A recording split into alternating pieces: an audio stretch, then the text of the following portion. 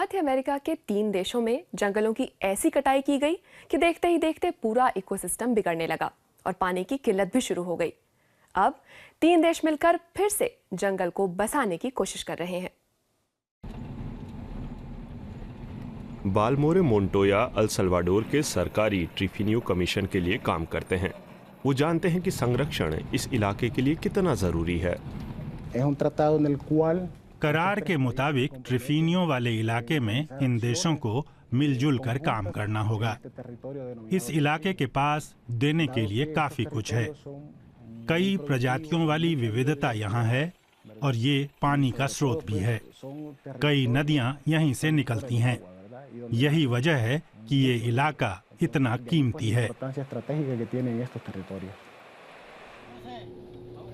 इस इलाके में बहुत गोभी होती है, लेकिन किसान अपनी फसल से कम ही मुनाफा कमा पाते हैं। आधारभूत ढांचा कमजोर है। स्थानीय बाजार तक सामान पहुंचाना खर्चीला है। ट्रिफिनियो इलाके में जंगल की कटाई एक बड़ी समस्या है। संकरी घाटी होने की वजह से खेत पहाड़ों पर चढ़ चुके हैं। इकोसिस्टम के लिहाज से ये बुरी बात है।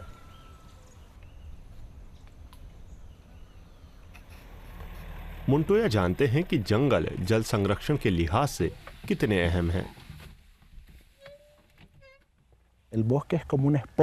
जंगल स्पंज की तरह काम करते हैं। जब बारिश होती है तो वे सारा पानी सोख लेते हैं और यही पानी निचले इलाकों में मौजूद कुओं और वाटर रिजर्वों को भरता है। निचले इलाकों के पूरे प्राकृतिक माहौल को इससे फायदा होता है। इसीलिए जरूरी है कि हम अपने जंगलों को सुरक्षित रखने के लिए मिलकर काम करें और कटाई को रोकें। पानी जमा करने और उसे लोगों तक पहुंचाने का यही एकमात्र तरीका है। ट्रिफिनियो में छोटी जमीन वाले किसानों को पानी की सख्त जरूरत पड़ती है। आगुस्टिन डियाज भी इन्हीं में से एक हैं। दूसरे किसानों की तरह वो भी फसल की सिंचाई के लिए पास की नदी के पानी का इस्तेमाल करते हैं। वो किसान भी हैं और अपने समुदाय के लिए पादरी भी। उनका घर होंडुरास की सीमा से कुछ ही मिनट की दूरी पर है। बीते दौर में सल्वाडोर और होंडुरास वासियों के बीच पानी के बंटवारे को लेकर झगड़े भी हुए हैं। सुमपुल नदी दोनों देशों के बीच सीमा का काम करती है।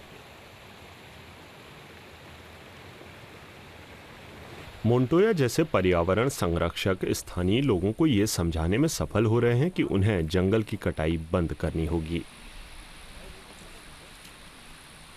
दोनों देशों के प्रतिनिधियों के साथ उन्होंने एक जल समिति भी गठित की है।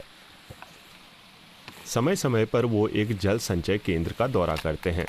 यहीं से स्थानीय परिवारों को पानी मिलता है। प्रोजेक्ट को अंतर्राष्ट्रीय पर्यावरण सुरक्षा पहल से कुछ वित्तीय मदद मिली है। किसानों के लिए आज पानी की अहमियत पहले से कहीं ज्यादा है। जाहिर है कि हम देख सकते हैं कि यहाँ पर्याप्त बारिश नहीं हो रही है।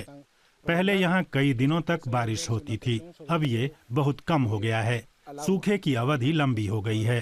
पानी के स्रोत घट रहे हैं। ट्रिफिनियो होने के नाते अपने समुदाय को पानी मुहैया कराना हमारी प्राथमिकता है। सप्लाई करने से पहले पानी से मिट्टी और गंदगी अलग कर दी जाती है। एक पाइप होंडुरास जाता है और दूसरा अल सल्वाडोर।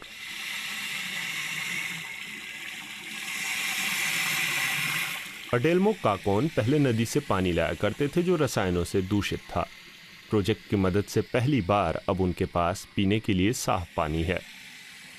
खपत चेक करने के लिए एक मीटर भी है।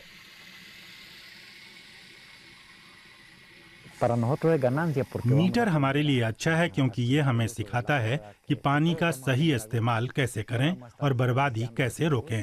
पहले गुस्सा आया, लगा कि मीटर की वजह से हमें ज्यादा पैसा देना होगा, लेकिन ये उल्टा है।